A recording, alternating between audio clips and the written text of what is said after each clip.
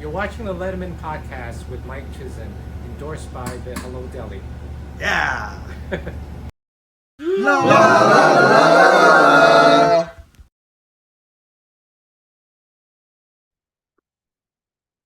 Welcome once again to the Letterman podcast. As always, I am Mike Chisholm. As always, I'm excited to be here hosting this retrospective, I don't know what you want to call it, anecdotal archive of the things that went on with David Letterman and Company and the ripples. You know, as the stone hits the water, ripples move out, and apparently they go all the way across the ocean. I didn't know that, but apparently that is true, and that is the type of analogy we use to describe what the Letterman podcast is trying to do. I got a really cool guest today. I'm very, very excited about this guest for one specific reason. I love when a son tributes a dad. I really like that. I've been able to do that to my father. My father's gone on a pretty crazy mental health journey in his life, and he transformed from one type of man into another one. The one he transformed into is significantly improved in so many ways, and I couldn't be more proud of my father. I actually had a chance to tell him that on camera on my other mental health podcast, and made the man cry a couple of times. And I would submit that in the right set of circumstances, all things being equal, which they're not, but let's just pretend for a moment they were, that whenever a son can tribute a dad and the dad can hear that and understand that and know that, good work has been done. That's what today's episode is. So today's episode, the person that is going to be on this episode is a guy by the name of James Henderson. Henderson, you say? When I think about Letterman, there was a pretty famous Henderson. Yeah, Biff. Oh my gosh, the stage manager who went from the early show, or the morning show, I should say, right into our hearts and lasted the entire run with Letterman. Obviously, experiences and appearances on the show. So many moments created with Biff Henderson. The thought originally was maybe we might have Biff and James on, his son James. Biff's pushing 80 right now, and I don't know, he's enjoying retirement. He's got a couple of granddaughters. He's excited about these things. And who knows? I'm not going to say that we're never going to have Biff on, but what I am going to say is, when it was very clear that the timing wasn't right, I said to James, "Hey man, please come on." And he responded, like, he left it a couple of days and he's like, "Okay, I just want to see if you're serious. If you're still serious, okay, I'll consider it." Very much so. I want to know what it was like being Biff's kid growing up. He and I born around the same time. I mean, I want to know what it was like being in that household around that time when the big move happened. And he really shed some light on that from a very interesting perspective, a unique perspective. And I love that. And then here's the other part. His dad's kind of his hero. And his grandfather as well. Here's another thing that I love. There's 3 lines of James. 2 of them aren't even called that. His grandfather, and then of course Biff, known as Biff Henderson, and then of course James the Third, Jamie. A lot of reverence. His grandfather, a great man in the town that they grew up in. His father, obviously renowned as well. Just went into his high school Hall of Fame. How cool is that? Yeah, I mean, we got a young man here who, one of his heroes is his father. And here's a chance for him to say that, give us some very interesting insights as to what it was like to be Biff Henderson's son. I'm going to say one thing here just because it just tickles me to say it. Happy newish Jew year. That was for those who are big enthusiasts of the show, you know exactly what I'm talking about. We talk about that a little bit on this episode, but yeah, it just felt really cool to give James the opportunity to talk about how proud he is of his dad. And I love that. I feel that way. And I just feel that if there's any sort of love letter that the Letterman podcast can send to Biff, I don't know a better one. But on behalf of the Letterman podcast, Biff, we appreciate you so very, very much. Thank you for all of the memories. You matter very much, and your contributions to the show just created the tapestry of that show. I don't know if there's anybody on the crew who did it better than you, Biff. And it was just you being you. And James and I talk about that as well. So without further ado, I got to change without further ado, right? It's got to be something else. I'm not sure. But I don't know. I'm not smart enough to know, maybe I need a thesaurus to look into and to find out, a phrase that is like without further ado, but better. Maybe we can do a contest. I don't know. What's something that I can say other than without further ado? Until then, without further ado, James Henderson. Too good. It's not ridiculous. Like, this is so Absurd. Absurd, maybe. I mean, one of these words. funny. Okay, hold on. Okay, so you go by James. You're a junior, but you're not just a junior. You're James the third, right? I am the third. Actually, my dad is junior. And yeah, I'm also, my nickname is Jamie. I've actually been everything. I've been James and JJ. I've done different iterations of my name over the years. Actually, when Mr. Letterman wrote an autograph to me as a child, I was Jim. So that was the first person who named me Jim, and it stuck. Actually, during my years, my first job out of college, I went with Jim. So Yeah. on printed materials. So yeah, I've a little bit of everything, but James is fine. I love the idea that nobody called you Jim and Dave wrote the autograph to you, to Jim. Like, that makes a lot of sense. That's right on brand. But the idea that your dad is named James. Have you ever heard your dad called James? Does anybody call him James? No. I'm not sure that. Yeah, no. He's always been Biff. Mike, oh my God, Mike. Oh my God, this is so crazy. I'm going to be excommunicated off of this. This is so crazy. Well, let's. But no, James. I don't know that he would answer to that. He's always been that. I guess it's been written. His mother's friend had a dream about a boy named Biff at the time that she was pregnant, Yep. and literally since birth. And it's ironic you ask about that lineage. My grandfather, his name was Babe. So both of them got their B first letter nicknames, but I got Jamie. So no wonder. Dude, I appreciate you doing this. This is fantastic. Okay, so at the time of this recording, we're sometime in 2023. How old are you at the time of this recording? What am I? They tell me I'm 45. I'm 45. 45. Okay, so you're 77, 78, baby? 77. Yeah, 77. Yep. Okay, I'm a 76 summer, baby. So. Got the last little bit of the summer of 77. So, yep. Very cool. So good both to Gen meet Xers. a fellow. Yes, sir. I can't wait to start talking about because it must have been a very interesting, unique experience being Biff's kid in a lot of ways. Because at the end of the day, he showed up. His relationship began with David Letterman in 1980. You were 4 years old when Biff started working on the morning show. So, I mean, I want to talk a little bit about, because a lot of people don't realize that your dad had a life before he started working for 30 Rock. What did your dad do, in the late 60s or 70s? Man, his life is really something I'm amazed by when I hear the stories and I try to piece it together, even at this stage of my life, being an adult. Out of high school or right after college, he was a soldier in the Vietnam War.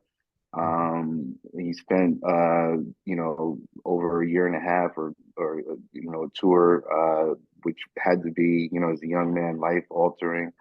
And then he worked American Airlines in Nashville, and I believe he came up to New York for some job opportunities and interviews, and got settled here. He actually owned was a part owner of a restaurant up in Harlem called Soul Stop. So I can only imagine, the stories then in those late 60s, early 70s. But yeah, somewhere along the lines, he ended up, like you said, at 30 Rockefeller Plaza, and I believe a interview maybe with Hertz or with a corporation that share office space in that Yeah. complex, and the rest is history, right? I mean, he went to the restroom. It's a legendary story. Some things are just divine, right?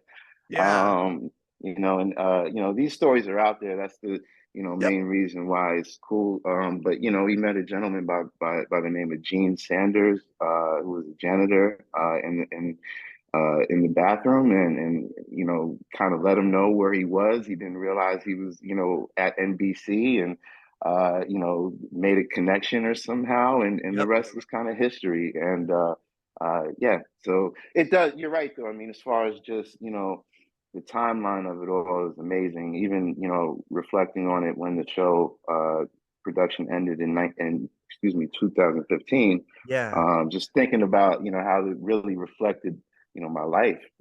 Just the years of my life, just watching the progression of both my father's collaboration and work on that show, and Yeah. Mr. Letterman's career, and iconic status, and that sort of thing. So I yeah, very can't cool wait to stuff. talk to you more about that. I love the way that you framed that. You use the word collaboration. I love collabs, man. I love when my favorite sneakers collab with one of my favorite brands, things like that. I love that. I got a pair of Letterman Jordans. What your dad did with Dave and Company was much more than just manage the stage. It was a collaboration. I want to get into that a little bit from your vantage point. I'm fascinated what your vantage point is to this whole thing. But before we get going here, before any of that, I just want to make sure that we're not putting out a false narrative. Let's ask, how's Dad right now? How's Dad doing? Thank you for asking. Yeah, he's really good. I get, he's enjoying retirement, and Yep. he's content, and again, I'm so proud of him. He's knocking on the door of the big 80, and it's just fun to watch the stage of life and time, Does and he have grandkids, Jamie?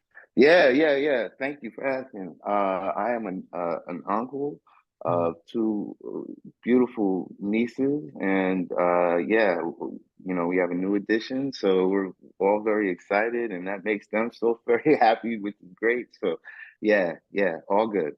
Oh, that's fantastic. I can imagine him. I'm a very young grandfather, very young, very good looking grandfather. There's my Yes, my granddaughter is just the most beautiful. beautiful. Wow, congratulations. She's my Yeah, everything. She's my best I friend. love it. And there's a unique kind of joy and love about having a granddaughter. I can imagine the person that I saw on screen, and this is where it's going to lead to a question. I always assumed that the person that we saw on screen, Biff Henderson, your father, um, what you see is what you get. And I imagine that dude being a grandfather to granddaughters, and he must just be in love with that. Oh man. Yeah, it's a whole new vibe and energy and pride, and I think just reason for everything. So yeah, it's fun to watch, and I have a lot of catching up to do, so Oh man, it's all good. fantastic. Okay, so springboarding into that as kind of a question, um, on screen, what we saw was what you get with Biff, right? I mean, he was just himself. He wasn't a character. He wasn't. That was kind of the charm about him, right? Was that he's this kind of steadfast kind of guy. What you see is what you get. Is that an accurate portrayal? Yeah, and I think so much of what worked on, just from my personal opinion, and what does that matter? But that worked on that program, it was what you just described. And think about the juxtaposition again. For me, as a kid growing up, whose father is just as normal, as the American dad that you can have, stern and Yep. just being fatherly, right? And yet and still he's appearing on this program every now and again, and it's just the crazy mind, F, you know what I mean? Like what? But yeah, I mean, that worked, and I mean, it's literally, I mean, I think he described it like, you know, hitting the lottery. But I mean, I think that yeah, him being true to himself, I think him being maybe never the or not I shouldn't say never, but not the butt of the joke. But he used to say, as long as you're not laughing at me, you're laughing with me. But the thing of it was the southern drawl and the way that sometimes with him and Mr. Letterman interacting, he couldn't hear, or these things were funny. You know what I mean? And it was live on tape. It was what it was. So I think it worked. So yeah, Definitely. yeah. No question that it worked. I mean, because they went back to the well from the morning show all the way to 2015. They never stopped going to the well. That was the entertainment water. That was Biff Henderson. Always such good things. Now, I want to ask you, growing up, again, it's a weird perspective because he is a stern father, vet.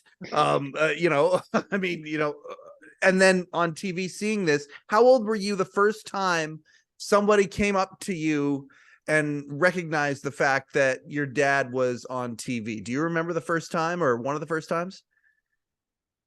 This is all hard to put into perspective sometimes because I mean the short answer for something like this right off the top is no. I don't remember the first time or anything like that, but I remember a lot of firsts. I remember the first time I ever saw him on television. Okay. And so we were in the place that I as the youngest memories that I have, and I think I went with my mother to work, and she was a New York City school teacher, and Hmm. I was always trying to perform. I was a huge Michael Jackson fan, Oh, and I that's awesome. remember Me trying too. to dance or something, and got into some trouble. And so when Dad came, it was always when Dad came home, and the hours that they tape, and anyway, his schedule in those early years also was very. It wasn't just Letterman, right? He did Yeah, space shuttles and Today's Show, and he did news, and he absolutely. did sporting events. So, Yep. but yeah, so he was down in I think Miami for the Orange Bowl, and he came back, and I was getting in trouble for what I did, and he gave it to me, whatever. But then afterwards, he popped in this tape, and it was him on the parade trail singing like "I Love a Parade," and I thought this was like real tape, like this thing aired, like he was showing me something that was broadcast. And it was years later that I realized that this was literally a rehearsal. He was standing in for like Ben Vereen or something like that. But I mean, he was like, I love a parade. And I was just so amazed and proud, you know. And yeah, I mean, I think the reason that that we're here talking and everything, I'm like you. I mean, I'm just a fan, man. I mean, really, I grew up around it, not Yep. in it by no means. It's nothing to do with me, but I'm a huge I'm a huge fan of it, and a lot of it had to do with the level of real pride I felt for what my father was doing. You took the words out of my mouth. I was going to ask if you were a fan, because I mean, when kids who have a parent with notoriety, whatever that notoriety may be, it could be on a local level or all the way up to a national or international level, like your dad. But sometimes kids will either embrace it or they'll rebel against it. So I was going to ask about that. So you were a fan, or you are a fan of David Letterman and Company. Yeah, absolutely. I mean, to me, uh, he's the Godfather. He's this mythical being in my life, a person that I don't really know, but Yep. I've had very very limited interactions with. But the things that he's done in my life and for me and for my family and for my father is you know the appreciation and reverence, it can't be really stated in words. So yeah, I mean, there's the degree of loyalty. I mean, I was the kid going to school, and when it was the late night wars, I mean, I always would be, you know whole new flag of Dave, right? I mean, just like, this is the guy. Look at all the guys he's talked to. And it was so great too about a career like that. And again, I was a huge Michael Jackson fan, right? Yeah. So I love folks that have such a long body of work. So I mean, there's so much discovery, even to this day. Yep. With the benefit of technology, of course, but finding old clips from the 70s and the old TV celebrity challenges, or Dave appearing on the Jackson Family Variety Hour or something. I mean, this is the guy, you know what I Yeah. mean? Like, it goes back, Absolutely. and think of all the people through the annals of broadcast and television history that he's had the chance to sit down and talk to. Desi Arnaz, or just Betty Davis, or having Sammy Davis on the show. I mean, it goes on and on. And I mean, he did this from this building, this Art Deco facility, this literally the cradle of television, in the history of humanity, the place where radio and Marconi and where television really came to be. So I mean, within those halls, I mean, the history and the folks that he followed in those footsteps and really brought it to such just big major heights. It's incredible. So yeah. Jamie, I'm a I think fan. I'm a fan. Jamie, I think I have to give you, I think I'm required now, after that eloquence, to give you this show. I think this show is yours. That was very well put. That was like right from the heart, and poetic and emotional and all of these things. I love how much you're a fan. Where's this communication skills come from? What do you do for a living? I'm fascinated by this. I love that you love it the way that we all love it. Again, with the benefit of growing up in the, backyard of New York City, and with the influence probably of this, and having the wonderful experiences that I could probably count on my hands, but it felt like so much more of, just tailing along and going to work with my father as a child. Which was so cool, by the way. I mean, Talk about because it that, was man. just, We want to hear that. dude, it was like such a the way that they always kind of described late night as, hey, it's like almost, everybody's gone from the building, and here, turn on the lights to let these guys go broadcast, and nobody's really paying attention. It felt like that in the building all the way around. There was just no security. It was like, go wherever you want. I remember just going to work, and it was like you go on the 8th floor and just sit on the Donahue set and fart. It was just crazy. It was just like, are you kidding me? Like, this is great. But anyway, I know a lot of, or I hear that a lot has changed in that building. I've actually had colleagues that, have worked for NBC, and they say, Yes. you can't go on the 8th floor, around SNL tapings and stuff. Yeah. And I mean, it used to be like literally like I'd go to work, say on the weekend with my father, and he'd say, hey, you got an hour or so, go up to the 8th floor and watch them rehearse. Anita Baker's up there or something. You know what I mean? It was just like Oh, crazy. man. So yeah, What a yeah. So playground. You use 30 Rock as a playground.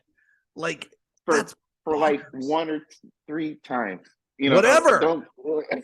And here we But no, are some 30 years later, or whatever it is, talking about it. Like, yeah, the impact that gets made. I mean, you're like you said, the cradle of creativity you're put into this place. Of course it's going to leave an impression, and I mean, I feel it right now. That's amazing. I want to go back to you mentioned when the late shift happened. And I mean, we had Jason Zinneman, who wrote Letterman, the Last Giant of Late Night, on fairly recently, and he kind of threw out an idea. I asked him about, okay, so Dave's kind of got this cult following that's there, just certain bands get this, kind of a cult following. Certain productions get this, and Letterman and Company certainly have it for a variety of reasons. One of the things that he suggested was, because the late shift, when it happened, it was such, everybody was talking about it when it came to entertainment. And I mean, you and I, again, very, very close in age. The people who were in their formative years when that was happening, it imprinted. And for some people, like, it was one of those things where It became kind of part of our DNA. When Dave was, it must have been very interesting dinner time conversation. Because it was so public that Dave was not getting the Tonight Show, Dave not happy, Dave being courted by all these other suitors. Maybe we're going to Burbank, maybe we're staying here. Did any of that come home to the dinner table? Did you know about any of that, or was that a lot of that stuff, the stuff you learned after the fact? Um, none of this ever came to the dinner table. You know what I mean? Like Yeah, none of it. And that's this all been very interesting. But it came into to my being in life just because of, again, the effect that these things would have. I knew that when the shift was happening, that where my father's loyalty, lied. absolutely. Um, Yep. and with that, I'd say I feel like there was it the summer of 92 or whatever Yeah. it was, right? So 93. or was it 93 or 93. whatever? Yeah. Well, I mean, Yeah, 93. yeah, like Carson So leaving, all of that was happening all around this time. Yeah. 92, 93. so I remember one morning getting ready to go to school, and the Today Show was my morning appetite at that time, and Ann Curry or whoever it was that did the news came on, and I don't know if it wasn't her then because it was too early. I don't know. Anyway, Yep. whoever came Yep. on and was basically like, Letterman is moving to California. He's taking the show to LA and Yes. and I was like, oh, like that was the first time where it was like, okay, this affects me. Like, wait, what? Like Yeah. it obviously turned out to be a false reporters before the Ed Sullivan Theater and all that happened. But wow, that was like, okay, this does, kind of affect me. But yeah, what a time, huh? I It mean, was. craziness. It's still, yeah. I mean, but I've asked questions over the years, and he's absolutely. I don't want to make it sound like this is some, iron curtain on this conversation, but I mean, Not at it all. certainly is something that you know, in that regard had an effect. It was, again, like I said, just a crazy, crazy moment.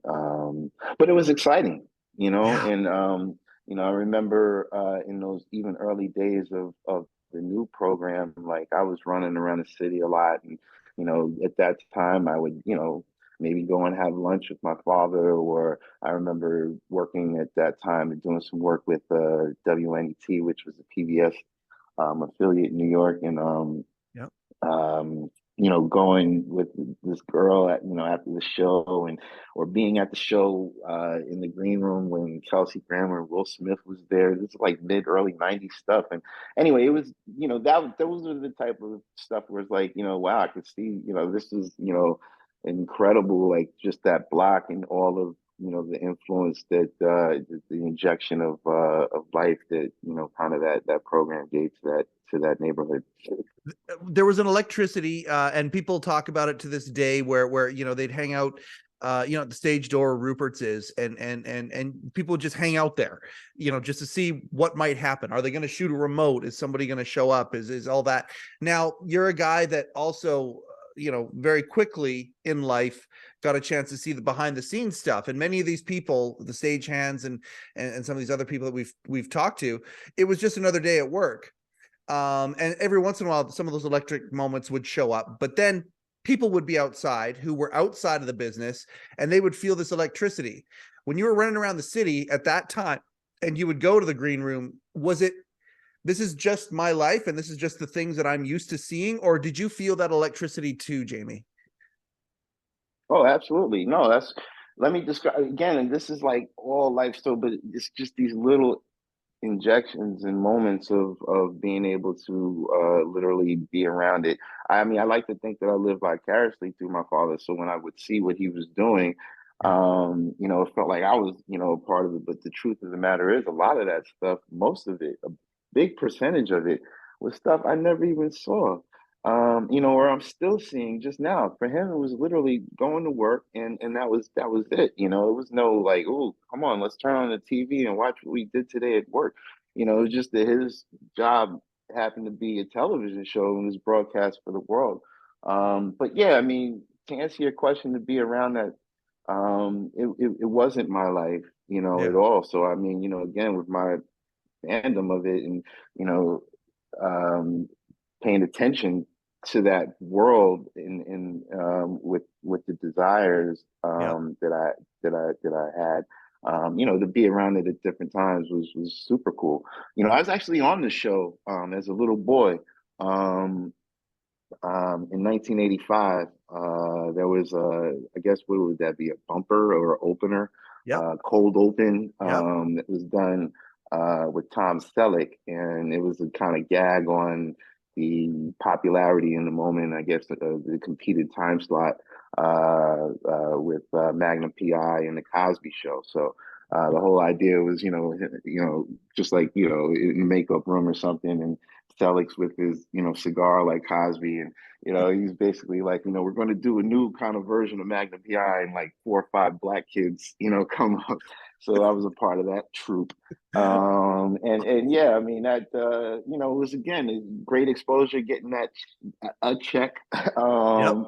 Yep. A lot of hurry up and wait for something that was literally like 6 seconds. But Yep. I mean, it was fun because, talking about people that come up to my father and would recognize him with stuff in the show, as a way to deflect for many years, as a kid, it was me and him together. He would say, "Well, he's been on the show," like, to be like, Aw. like, he's sweet. So Oh. anyway, yeah. And there was actually one time that he got a chance. I think one of those those etiquette segments back in Yep. the day, where he got to show his pictures of his family, which was cute. But yeah, man, good stuff, man, all the way around. It Just really fun. I is. mean, just literal. It's so cool because it's like literal little bites. It's just so. It was the perfect, you know, way to live a normal life, but just dip your toe into this world, I think. I mean, I almost wonder how it would be to walk in those shoes, where Yeah. there is, a degree of even to this day, recognition, or because, I mean, whenever you have that kind of a long run, there's some degree of consciousness in the public. Oh, And I there are mean, echoes for me, everywhere. Absolutely. There are right. echoes of it everywhere. Right. And I mean, for me, there was stuff that was just, there were moments, different moments throughout my life and throughout their run, where it was like, wow, this is super cool. Like, I used to travel a lot for work overseas. And I remember turning on the TV in Brazil, and it was like, there's the Late Show. And it was like my father was on. It was like, oh my God. Or being on like American Airlines. Again, his first job, I think out of college or something like that, was American Airlines, doing, like probably bellhop work or something. I don't know. Yeah. But I mean, Yeah. you'd have to ask him. By the way, no, I'm sorry. Anyway, that would be, see, that's what I was trying. I mean, I can't even wrangle this guy. Like, come on. Anyway, but no, seriously. But yeah, I mean, the AA thing, and for it to come full circle, he was, they used to do this in-flight thing. CBS used to do the content for the in-flight entertainment Yes. for Yes. American Airlines, and it would be like clips of the Late Show. And there's, they would, the package would have my father. I said, I'd be on the flight, like, like, this is so cool. Like, that type of stuff was awesome. But I mean, yeah, you know. This is surreal talking about this. Like, I love it so much. Let's talk a little bit about favorite moments. Like, were there any moments that, as I say that, what comes to mind right away? Yeah, I mean, for his stuff on air, you mean, Oh, or whatever. I just mean, your favorite moments, because I mean, you're a fan of the show, so I mean, you can stretch out wherever you want. Or yeah, favorite moments of your dad. ah. Was there a moment that Well, was not yet. Yet, I mean, the favorite moments for the show are clear. I mean, there was, geez, I think it was one of the anniversary shows at Radio City. I used to watch this thing on tape all the time, back and forth, like the music of it. It was like Benny King and Carole King, and like, it was just crazy what they did on stage. It was like, "Do you like good music? Yeah, yeah, sweet soul music." And I was just like, "Oh my God, this is the Mhm. coolest." Schaefer and the crew. It was just like, oh man. So Yep, anyway, that was something that was super cool. The James Brown performance, freaking legendary. I mean, absolutely. hands down, crazy. Yep. Um, I mean, and this is where it's weird too, stuff like this as a kid, because I used to watch a lot of tape and stuff on tape, and I was still trying to come to be, but they would mess with the audience, or especially as a young kid, not having my bearings.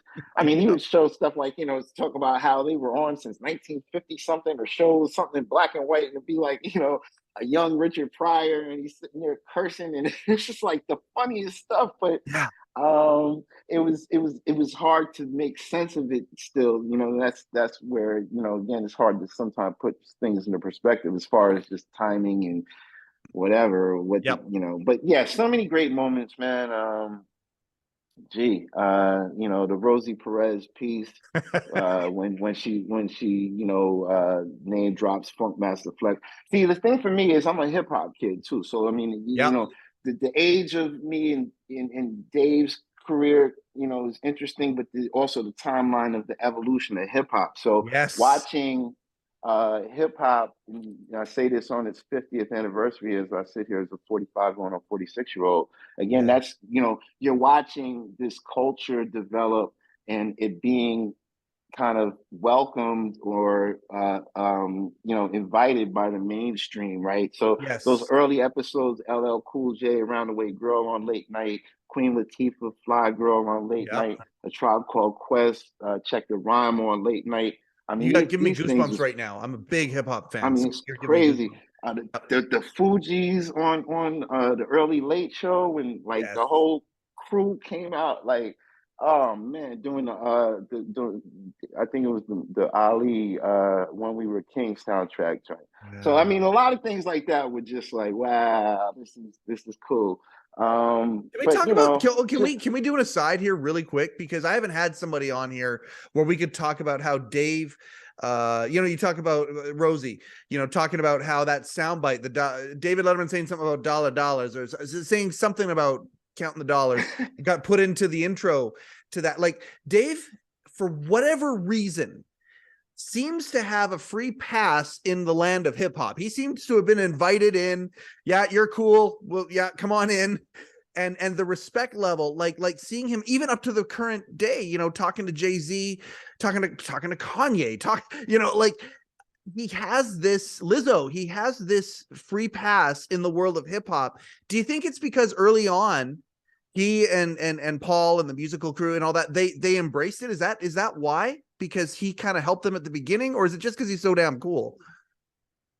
I think it's all of those things, and it's the timing of it, and it's New York. Like, they are a New York-based show who probably had people scouting folks in them clubs. I mean, the fact that they had, who was it, like kid from the not Rocksteady, but the dancing crew, Kid Creole, not Kid Creole. I can't think of the kid's name, but Crazy Legs.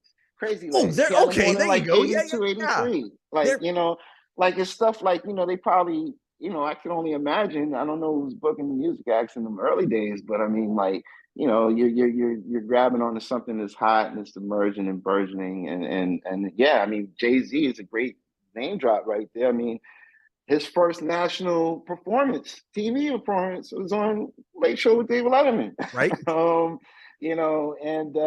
I think for them, I can imagine, I have no idea, but there's a degree of loyalty there. Puff had an office across the street from the Ed Sullivan Theater. Yes. So, I mean, think about the night that, Eminem and Jay performed on the on the roof, and Puff sitting there, bopping along in the audience. I mean, it's cool things like the access and I think even Puff got early in the game, like late 90s or early 2000s, like Dave, I don't know if somebody got bumped, but Dave gave Puff the whole show, the whole episode, and it was like, that's like hip hop is coming through. And anyway, it's all good. There's so many iconic moments. But Dave is the icon. So, and I love the way the thing that I think that has contributed to his iconic status. I don't know why I keep mentioning Michael Jackson. It's something about that Indiana. I love him too, man. But, Midwestern. Yep. But there's something about like withholding, like being a bit of a mystery and adding to the legend, right? You have these iconic things that happen to you, whether it's the woman breaking in the house, or the, Mhm. just the cigar. I mean, just everything about you, the gap tooth, right? But then it's like you just see them for that hour, or Michael, you just see him on that video, or you just see him at that concert. Like, it's this mystery. Like, at first it's like expose, expose. They'll do anything, but now it's like, oh, I'm pulling back, Yeah. right? And you just get to see me when I do my art, and I think that really just adds to the intrigue and to the iconic status, and the mystery, because they're in control of what they put out and what it is. And yeah, it's fun to watch, man. I mean, really, It really is. And I cool mean, stuff. every time a new episode, a new batch of my next guest is offered and previewed, I'm always like, oh, I wonder if there's going to be a hip hop artist or something like that. Jay-Z episode where they're talking to, it's Jay-Z, but then they're also going to talk to Rick Rubin and some of these other. I just absolutely am immersed into it. I'm glad that he doesn't just talk to old showbiz folk. I'm glad he actually still is got his finger on the pulse. I mean, he did an episode with Billie Eilish, like, so good. And Lizzo, and then Lizzo talking about Prince, and these are amazing moments to hear Dave pulling these out of these people. I love it. I love that we're talking about this today. We don't talk about hip hop enough on this show, so thanks for bringing that to the table today, Jamie. I want to ask, when you would go out with your dad, did people ever reference certain moments, or was it just that they saw him and they were like, do I know that? Like, what was it like when he would get recognized, I guess, is my question. um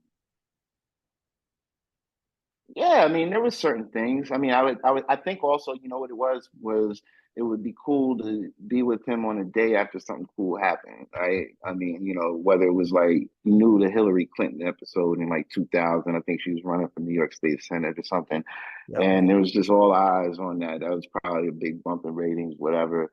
But I mean, he sat, for 10 to 15 seconds of airtime and like chomped on an egg salad sandwich. And so you'd be with him and it'd be like, how's that egg salad? Something like that. Like somebody could reference something like that. But yeah, I think a lot of times, and recently actually, we were down at an event honoring my grandfather, and a gentleman who was a developer came up to my father and call out specific things that he remembered from the show, which I thought was pretty amazing. And different bits from like the stuff on the street and stuff. So even with the bullhorn. So, really, really funny stuff. There were some moments where it was like, I can see where, it is funny, because you're taking a normal person, and what I think also that they did so great, and which was better than all the other shows, is the folks who cut the stuff, like the Oh, the editing editors are on the absolutely. pieces, on Yep. the patent, on the remotes, Yep. is just like, I mean, hilarious. I Yep. mean, it was just so perfect, man. So it just like, I mean, it shows you that you can literally make anything. I mean, we all know that now because we're, all living in the Truman Show with cameras and able to, So, but the fact that you can make Well said. anything entertaining and funny, was, I think they were certainly pioneers in that regard. Oh, without a doubt. I've talked to a lot of the writers who would travel with your dad. When they would they would, and talking about some of the trips that they would take. I mean, it just so the adventures so magical, because I mean, you can't recreate those moments, but it would just, the spirit of those trips and how would be shown in these clips, expertly edited, expertly directed, whether it was Hal on the floor, just absolutely in studio doing a phenomenal job, or the editors after the fact. Just, yeah, fantastic stuff. Your dad would go traveling a lot to these major events. Like, did that become routine? Oh yeah, dad's going to the Super Bowl, or dad's going to the, some award show or whatever. Does that just become routine in the house? um, yeah, I think it, again,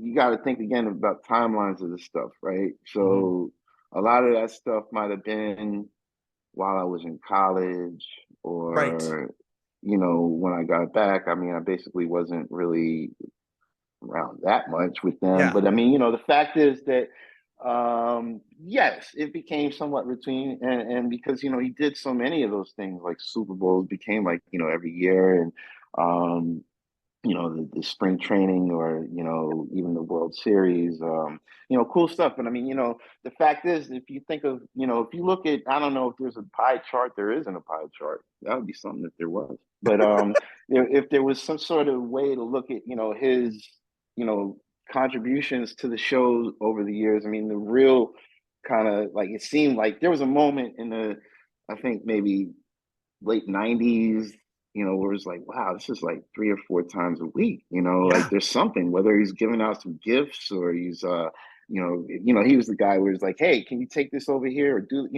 and so it was just like, a lot of camera time, and that's when even friends of mine would come to me like, hey, James, dude, your dad is really starting to, this is interesting. Like, it's going, so anyway, yeah. What was the question? No, no. This is we're in it, dude. We're doing it right now. This is fantastic. Oh, and by the way, as I mentioned Hal earlier, I should also mention Jerry Foley as well. Jerry Foley, expert director, and would capture these amazing moments. And sometimes the screw ups were the best ones. There was actually just a recent one that was put up where it was your dad, and he was supposed to say jackass, and he didn't say jackass. He said asshole instead. and it was I and it mean, was and that was that I make now that became the mistake show. all the time. I think it's something in the genetics. I mean, come on. So good. So good. And Oh then that man. moment became the show. And Jerry did such a good job, because then Biff was like, oh, I'm sorry. And he goes over to the stairs and he sits down and he's like, no, I'm sorry. I'm sorry. And everyone's Right. laughing about it. And it was just captured so perfectly. And that's the thing Yeah. about that show that I think that we all as viewers loved, was when we were kind of invited to be part of the behind the scenes stuff with the camaraderie, that kind of stuff. I loved that. It's clear that you loved it too, and you got, again, such a unique viewpoint. I'm a weird guy. I call myself, I was a weird kid, now I'm a weird man. I always used to think about what I would do is if I ran into people that I admired on the street, what would I call back? And I had one for your dad. So I didn't do this for everybody, but your dad was actually one of the people that I had one in there for. And I don't know if this is going to land or not, but Happy Newish Jew Year was my, that's, to me, like, I want a t-shirt with your dad's face and Happy Newish Jew Man. Year. Dude, oh my God. Let's do that. Are you kidding me? Right? No. Right? That's a great idea though. Take But my no, money. it I'm would in. have I been buy that like shirt. 15 years ago. But yeah, listen, that's what this is my daily life when I I get a chance to speak with him. That's the fun of it, man. And I can only imagine the perspective of some of his colleagues over the years with stuff like that, because yeah, that's woo. I get it. Geez, you kind of have his laugh. You kind of have his laugh, Jamie. Like, I just heard it there. That's weird. That was That's weird. that's cool, man. Okay. I mean, some of these things we go 2.5 hours. Some of these things we're Sure. 45 to an hour. There's a couple things I want to ask, but before I, we do that, one of the things that you and I kind of, little schemers that we are wanting to concoct was maybe having you and him on at the same time. And we're not there yet, but at the same time, I really, and we may never get Biff on this show, but there's a lot of love. And here's what we need to talk about here before we kind of finish up at some point. This is something that needs to be said. There is an outpouring of love for your dad. Beloved person for because part of it probably because he is exactly who he is. It's not a put on. He just is. And there's a part of that just resonates with so many people, and he's so loved. And I think that's probably the reason why he was on the show from the morning all the way to the end. Does he know that? Does he know about this outpouring? Does he know that we all love him? That's very kind of you to say, first of all. And I feel it too. Trust me. And I've tried my best to facilitate the message, if you will. He's not, somebody who is. I mean, he has the iPhone, but it's still so much comedy there. Like, there's so much typical stuff like you would never believe. Like, honestly, he has the iPhone, but I mean, he's the guy who literally just makes a call. You know what I mean? Yeah. And so anyway, there's stuff that he's just not privy to. But anyway, not to say that there's an evidence of what you're describing out there Sure. for him to be enlightened by. But the fact is that I think that he isn't somebody who reflects too much on the past, Right. and which makes a thing like this hairy sometimes, and that goes for everything. You know what I mean? Like, believe me, I'm going. There's different things that that I've tried to. But anyway, so yeah, it's crazy. I appreciate the fact that you are dancing over little landmines. Oh Okay, my I'm not going to say that. God. I'm not going to say that. Like, I appreciate the fact that you're respecting everybody's privacy and things. But at the same time, I do think that there could be Biff Henderson t-shirts. I do think that there could be, limited runs of things because of that love that people Very, have for him. very limited, Mike. Well, Very limited. We're talking about family reunion. You might get, like, the NBA, how they have like the sponsored logo. Maybe get a picture for the family reunion, Henderson family reunion 2023, and then you just a Biff smiling with the headset. That would that's be cute. the fact that he doesn't know is part of the charm, man. Like, it's so funny.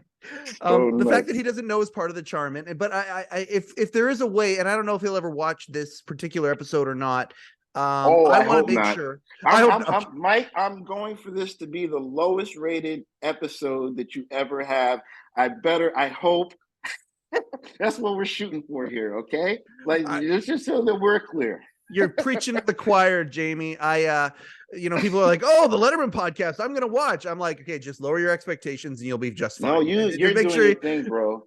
Honestly, and congratulations, because again, you Oh, could hear the love and the passion, and again, in this day and age, why not? If you have something that you can really lock in on, and there's certainly the space. I mean, there's just the beauty of it. You really hit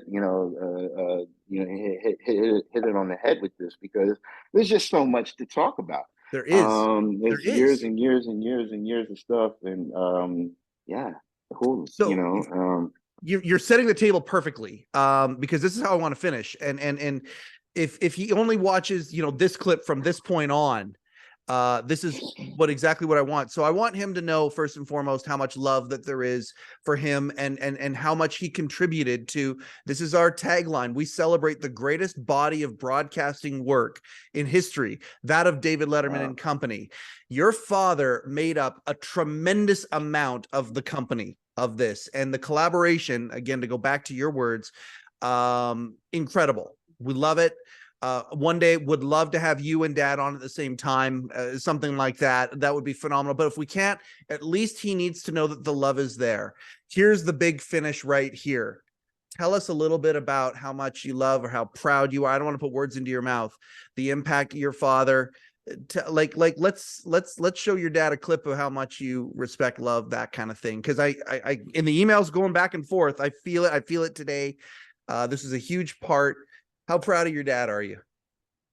Yeah, I mean, again, can't really be put into words. There's all sorts of love and respect and admiration, and his life is really remarkable, and he comes from a really special place, Durham, North Carolina, and a community, and from a family that is just I revere, and I'm proud to hold this name, and there's a lot there, but the fact of the matter is he has been steady and consistent, and a powerful and strong force, and a proud person, and insightful, who again has experienced a lot and has those core values from the old school, where even if you talk with him and it's like, he's a little out of touch, or there's something in there. There's a gem. There's always a gem. And people come up to me all the time and tell me that to this day, the folks that, still run into him at the grocery store or whatever. But it's an interesting career. There's people who are trained actors and stage people and theater people who don't get a run on Broadway, like Biff Henderson did. And thank you to Worldwide Pants and to the Letterman Show and to that team, because there isn't always reflection or time to say thank you to that specific contribution. He is about to be honored at his high school to be inducted into their Hall of Fame, so that's certainly cool. That's But awesome. yeah, it's so awesome. I mean, any Hall of Fame, you know what I mean? It's like Hall of Fame inductee. So I'm trying to, put that in perspective. But I mean, through it all, again, he's settled into retirement. I think he's happy and content, and I think that he's aware of both his fortune and good fortune and luck, and being able to show up on time and have that smile and to be likable, and there's a lot to learn there. So I appreciate it, and I appreciate you giving me the opportunity to put it from, I guess, from my perspective, which means, again, nothing, but Well, it is what it is, kind of thing, and don't diminish. And it's funny, you're on brand. It's so funny. You're second generation, you're a Pants kid, and you're on brand. Everybody from Worldwide Pants, they, shucks, they diminish themselves a little bit. They diminish things. You have no idea how much I appreciate what you just did. And again, as sons, we're both sons. Our dads like it when we say nice things about them. There's a special there's a special magic to when a son says something nice about dad. The Hall of Fame thing, I love. I think that with Letterman, one of the things that there's a spirit that permeates the idea of the local boy doing good and being recognized in the local community, the small town. You think about Dave. Dave went to Ball State. He's the pride of that university and has come back and given to it, and that kind of a thing as well. And I love the idea that other members of the show have that same kind of thing going on. Him getting inducted into his high school Hall of Fame, that is absolutely delightful. That's perfectly Letterman-esque, I think. Yeah, listen, I appreciate you saying that. I agree with you. I'm actually wearing the shirt of Hampton, which is Hampton University in Hampton, Virginia, which we also share in common, my father and I. He attended Hampton, graduated from Hampton, and his father did as well. Actually, both my grandfathers went there, so that's unique in the 1930s or 20s and 30s. So they actually knew each other on campus, so that's crazy. And actually, my mother's grandfather went, so my great grandfather went to the school. So anyway, so there's that. You know what I mean? What's the sport team of and Hampton? What are they called? they're the Pirates. Hampton Pirates. Fighting Pirates. Yeah. Fantastic. Shouts to the Pirates. Go And Pirates. to HU and all of that. So we share that in common, and yeah, cool stuff. This has been a lot of fun, James. I love the fact that at the beginning of this thing, you're like, because it was so funny. You get the email back from me. You know what? Dad's really not into it, and I'm just like, okay, good. Let's just you and I do it then. And your response was so good. Waited a couple days. Okay, I wanted you to sleep on this to make sure that you really wanted to. Absolutely, I wanted to do this. I think we see why. This is. I mean, I've had so much fun today. You've had fun. This is fun, right? Oh yeah, absolutely. Thank you. I again, I'm hoping for the worst. I know, right. But hopefully I didn't say anything to offend anybody or be out of turn. Again, it's a unique perspective, so I appreciate. And I would, again, thank you to Don Giller. That's the reason why I got a chance to meet you. Yep. And again, he's been so helpful for questions that I've asked him and requests. So Yeah, appreciate this. And Absolutely. so Yeah, again, no, I'm sorry, and I'll continue to let you know if I hear anything different, but certainly didn't want to, you'd be like, damn, he's just like his dad. This guy all of a sudden went away too. I'm just, what happened? No, dad didn't go away. No, but what I mean is, like, you take this part out. I Oh, love Mike. I love these moments. These are the fun moments. This is the part where our audience gets to enjoy. We're just messing around. We're just talking. I love this. Please give love to your dad. If we can ever make it happen, we can make it happen. But I'm glad that if we can't make it happen, at least we have a conduit where he could hear these beautiful words that you said, and he can hear that how we all feel about him. We are grateful. Like, I appreciate you're all grateful that Biff is grateful for what's happened to him, but it's reciprocal. We, the audience, are grateful too. So please let him know that. That's all I got. Is there anything else you wanted to talk about today on this first time that you're here on the Letterman podcast, Jamie? Oh, let me refer to my note. No, that's it. That's all I got. This has been great though, but thank you and congratulations on the great work and the growth and I look forward to watching all the episodes in the future. Oh, well, thanks, buddy. I appreciate that very, very much. That's it. Okay, so you know what I'll do? I'll do the outright here. This is why we do the show. This is exactly why we do the show. Having these stories from these interesting, unique perspectives. There is no more unique. I don't think it's possible to be more unique. I think if it's unique, it's just unique. I think it's like pregnant. Hard to be more pregnant. But there's a unique perspective here from James Henderson III, in fact, talking about his dad, Biff Henderson, who we all know and love, those of us who are enthusiasts of David Letterman and Company. Again, Don Giller on his channel has so many Biff moments. And as the official Letterman channel starts to populate more, I mean, they've only been around just over a year, and already the videos that they have, the library that's up, is really, really special. There's a lot of Biff moments, and it's really cool to hear the other side of the story from Jamie. Jamie, thank you so much for taking time to be here today.